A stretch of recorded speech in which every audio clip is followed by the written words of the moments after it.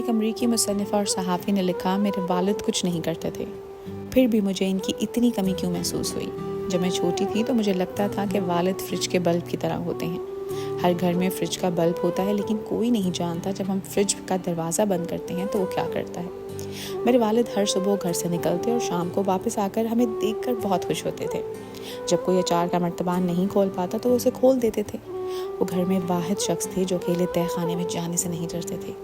شیو کرتے وقت اپنے چہرے کو زخمی کر لیتے تو کوئی بھی آگے بڑھ کر انہیں چومتا یا ان کی پرواہ نہیں کرتا تھا۔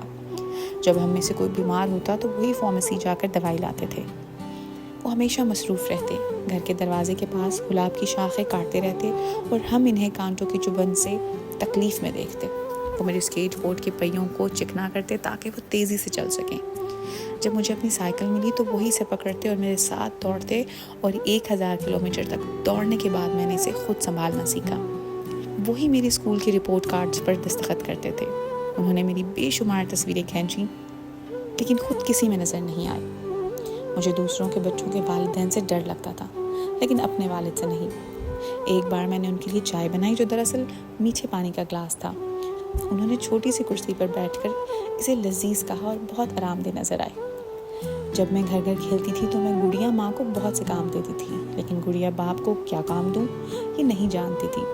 اس لیے میں اسے کہتی تھی کہ کام پر جا رہا ہوں اور پھر اسے بستر کے نیچے پھینک دیتی۔ ایک صبح جب میں 9 سال کی تھی، میرے والد کام پر جانے کے لیے نہیں اٹھے۔ وہ ہسپتال گئے اور اگلے دن انتقال کر گئے۔ میں اپنے کمرے میں گئی اور بستر کے نیچے گڑیا باپ کو تلاش کیا۔ جب میں نے اسے پایا تو اس کی دھول جھاڑی اور اسے بستر پر رکھا۔ مجھے کبھی اندازہ نہیں تھا کہ ان کا جانا مجھے اتنا درد دے گا، لیکن ان کا جانا اب بھی مجھے تکلیف دیتا ہے اور مجھے ان کی بہت یاد آتی ہے۔ یہ بات سچ ہے کہ دنیا میں کوئی بھی ایسا کردار ادا نہیں کرتا جو ساری زندگی باپ ادا کرتا ہے۔ اور ہمارے ہاں ایک کانسیپٹ بہت عام ہے کہ مرد کب روتے ہیں۔ مرد روتے ہیں جب ان کی مائیں فوت ہو جاتی ہیں۔ مرد روتے ہیں جب وہ اپنے پیاروں کی ضرورتیں پوری نہیں کر پاتے۔ روتے ہیں تب جب ان کا کوئی بچہ بیمار ہوتا ہے۔ مرد اپنی بیٹیوں کی شادی کرتے وقت بھی روتا ہے۔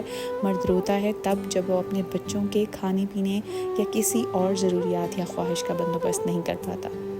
مرد روتے ہیں، لیکن مردوں کے آنسو گال پر آنکھ سے نہیں گرتے، اور نہ ہی ان کے آنسو کسی کو نظر آتے ہیں۔ یہ دل سے روتے ہیں اور ان کے آنسو دل پر ہی گرتے ہیں، جس کا اثر چہرے کی جھریاں، بالوں کی سفیدی اور کانپتے ہاتھ کی صورت میں ظاہر ہوتے ہیں۔ مرد کب روتے ہیں؟